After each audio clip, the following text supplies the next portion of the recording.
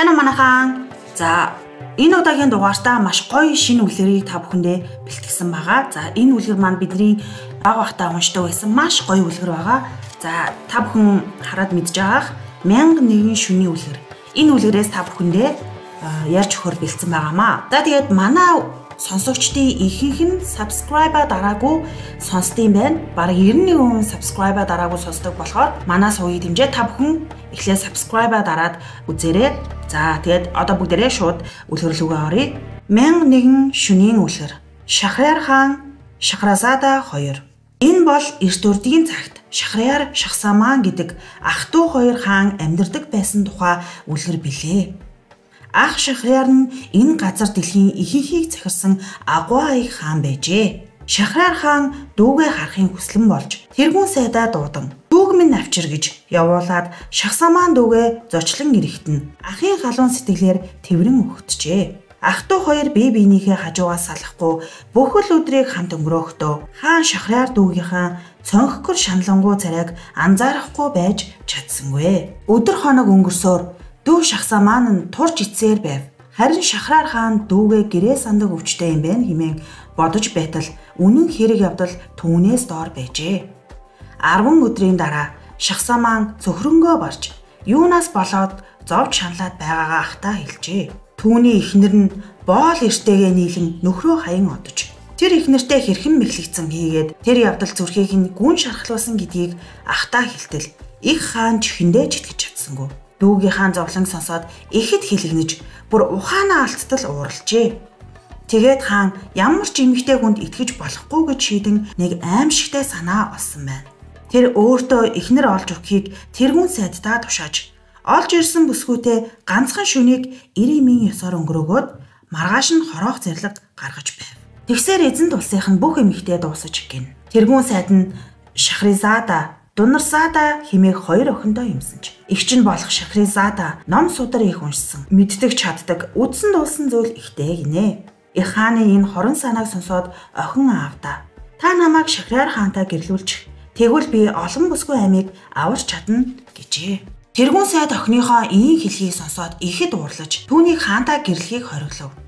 Ийхүү удаан хоригдсан боловч Шахразада бүсгүй бодлоо өөрчилсөнгүй тул сайд 10 буюу охиноо хаан руу явуулахаар болж "Хайрт охин минь, чамайг минь бурхан өршөөг" гэжээ. Шахразада охин явах болсондоо их л баярлаж бүх юмаа бэлдсэний дараа дүү Дунарзада дээр очин "Дүү минь намайг сонс. Би хаанид очиод чамайг дуудуулна. Харин чи тийшээ очиод хэрэг та унтаж чадахгүй байгаа бол үлгэр ярьж өгөөч" гэж надаас гоншив. Ингүүл хаан надаар үлгэр яриулж хаан тулсын охид бүсгүйчүүдийг аврах шалтгаан болж чадна. Чи үүнд итгээрэй гэж загчээ.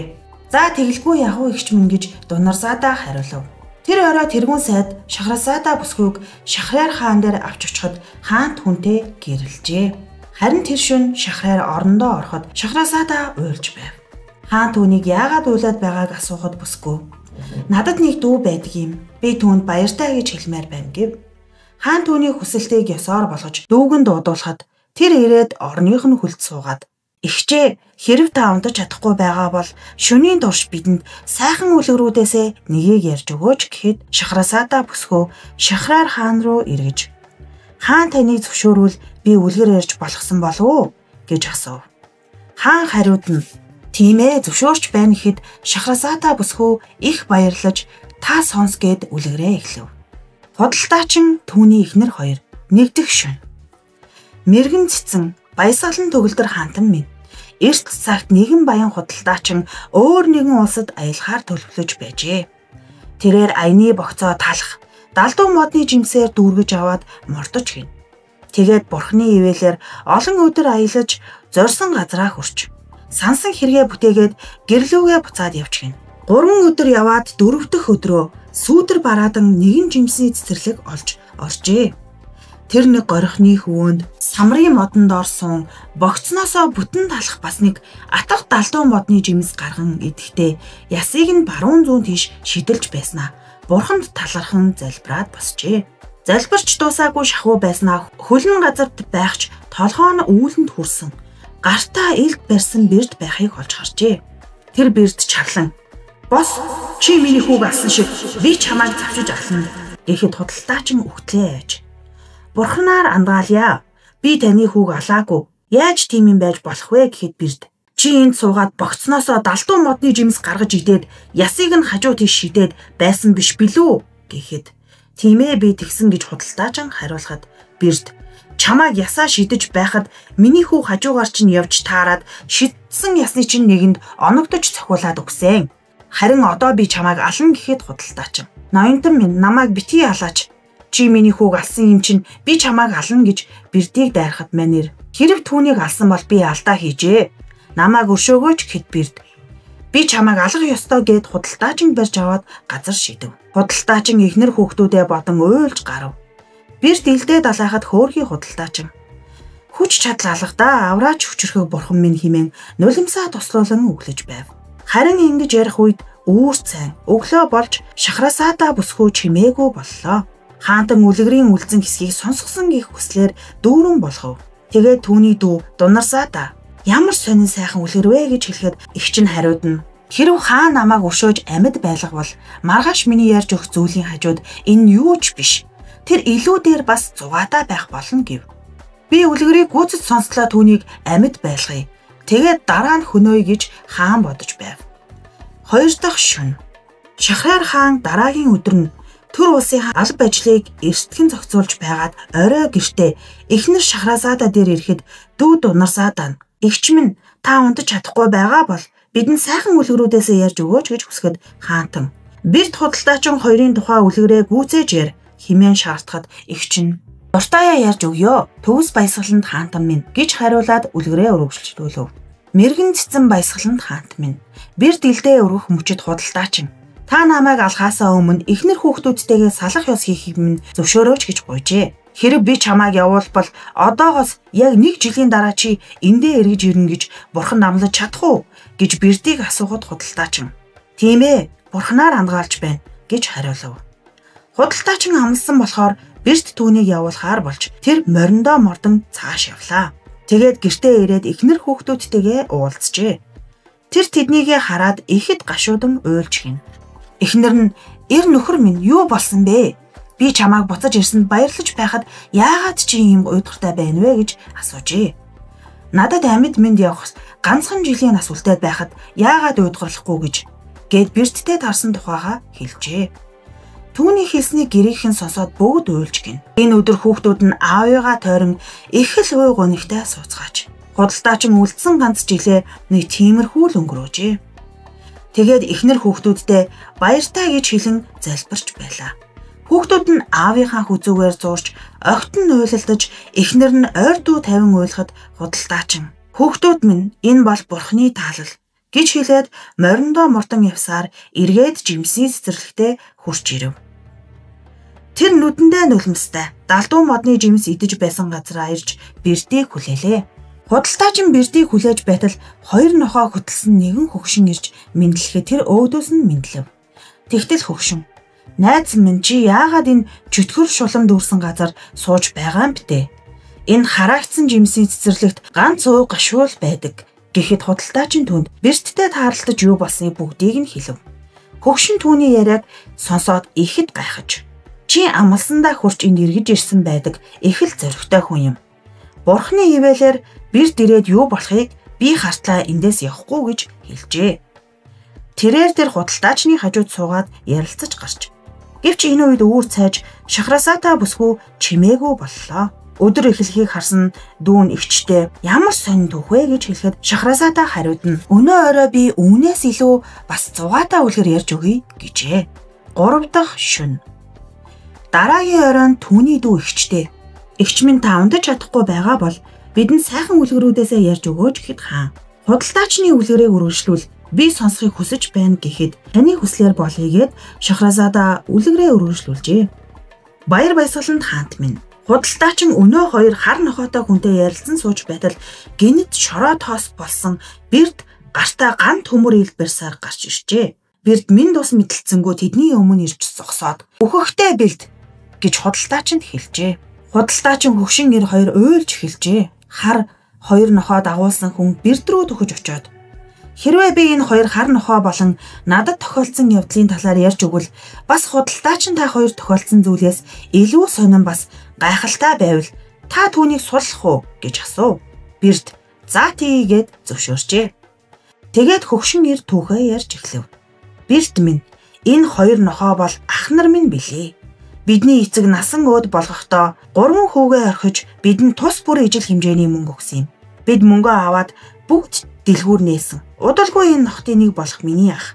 Дэлгүүрийнхаа бүх зүйлийг зараад далай гаталж алс оронд очиж 8 хийж их мөнгө олохоор аян замд гарсан юм. Бүтэн жил өнгөрсний дараа дэлгүүрт минь нэг гуйлагчин орж ирээд "Чи намайг таних байна уу?" гэж нулимс туслуулан асуухад нь би түүн рүү ойртож харвал ах минь байлаа. Би түүнийг тэрврээд дотогш оруулж юу тохиолдсныг нь асуусан юм. Би мөнгөгүй болсон гэж тэр хариулав. Би ахыгаа гэртээ аваачин мөнгөнийхөө талыг өгөөд "Өмнө нь ийм байгаагүй шиг амьдр" гэж хэллээ. Ах маань мөнгийг баярлан аваад ахин нэг дэлгүүр нээлээ. Удалгүй энэ нөгөө нохоо болох бага ах маань бас л аялал гарахаар болоход би түүнийг зогсоох гэж оролцсон ч тэр сонсоогүй юм.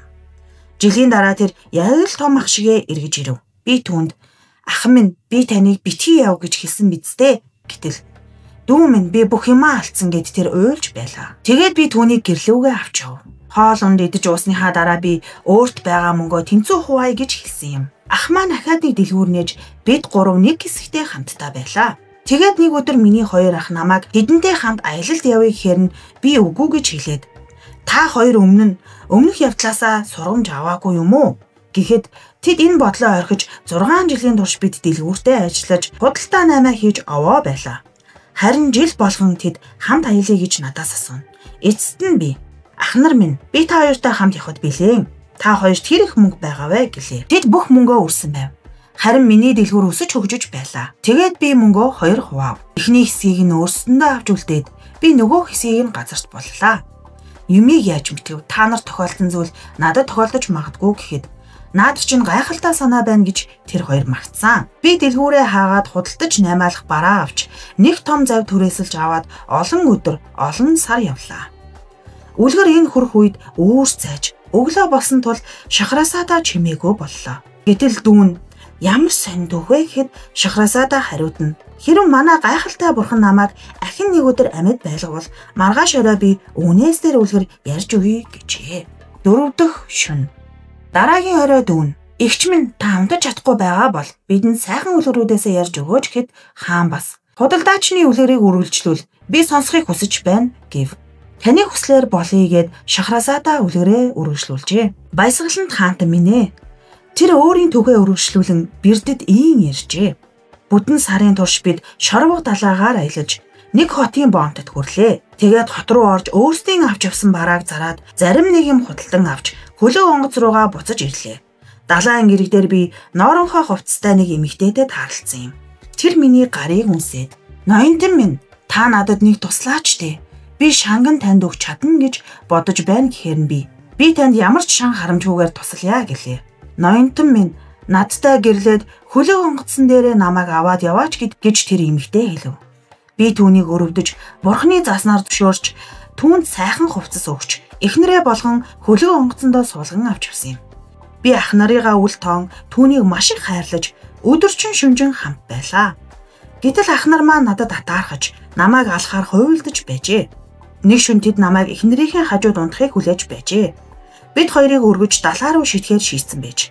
Тэдний сэрэг чимээнээр миний эхнэр шидэд дагн болон хуурж намайг аваад далай гатлан нэг арал дээр ирсэн байв. "Өглөө эхнэр минь, эр нөхөр минь, би чамайг живхээс аварч ачигч нь хариуллаа. Чамайг далайн боомт дээр хараад дурлаж дүрээ хуурган утсан юм. Харин чи миний хайрыг хүлээж авсан билээ. Одоо би ах нарыг чинь алах ёстой гэхийг сонсоод би их гайхаж харин намайг аварсанд талархав. Бидний эцэг насан эц болсноос хойш юу болсныг эхнээс нь дуустал би хайртай эхнэртэй ярьж өглөө.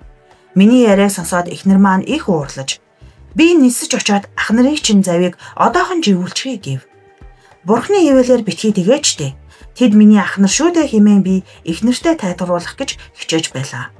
Эхнэр намайг авч ниссээр гэрийн дээвэр дээр буулгалаа. Би доошоо бууж газар булсан мөнгөө ухаж аваад цааш явж зах дээр нутгийн хүмүүстэй уулзаж мэдлэн дахин дэлгүүрээ нээлээ. Тэгээд нэг орой гэртээ иртэл энэ хоёр нохоо уяатай байсан юм. Ноход намайг харангуйтаа гасалж надад эрхэлж байлаа. Тэгээд би гинт эхнэрийнхээ Хүндэт эзэн минь, эд бол чиний ах нар. Тэд 10 жилийн байх болно. Зөвхөн 10 жилийн дараа л эргээд хүн болно гэж хэлхийг сонсов. Өөрийг нь хаанаас олж болохыг хэлээд тэр явчихсан юм. 10 жил өнгөрч би ах нартайгаа хамт эхнэрийнхээ хэлсэн тарныг буцаахаар явж байгаад энэ хүнтэй таарч түүний тухай асуухад та түүнийг алах гэж байгааг хэлсэн. Тэгээд би худалдаачин та хоёрын дунд юу болохыг олж мэдхээр үлдсэн гэж амласан. Энэ бол миний түүх. Энэ гайхалтай биш гэж үү гэхэд Бирд Бурхны ивэлээр чиний хэлснээр хачин бас гайхалтай түүх байна. Чи яллаа. Би энэ худалдаачны амийг өршөөлөө гэхэд Бирд худалдаачин сул тавиад өөрөө цааш явжээ. Худалдаачин хөвшин эрд ихэд талархаж нөгөө хүнч хариу түүнийг эрх чөлөөтэй болсонд баяр хүргэжээ. Тэгээд худалдаачин гэртээ эргэж очиод өхөн өгтлээ эхнэр хүүхдүүдтэйгээ хамт амьдарсан юм аа. Үүр цайж өглөө болов. Шахраасаадаа бүсгүүж яриагаа зогсооход дунарсаадаа дүүн. Ямар сонь сайхан түүх вэ гэтэл их чинь маргааш орой үүнээс ч илүү сонирхолтой загасчны тухай үлгэрийг ярьж өгье чээ. За ингээд өнөөдрийн маань үлгэр энэ хүрээд дуусч байна. За хэрвээ та бүхэн маань subscribe like-аад арах юм бол үлгэр маань илүү хурдан орно шүү. Тиймээс манаас үгийг дэмжиж subscribe-аа дараад өгөөрэй. За та бүгдээрээ дараагийн дугаараар уулзцгаая. Баяр таа.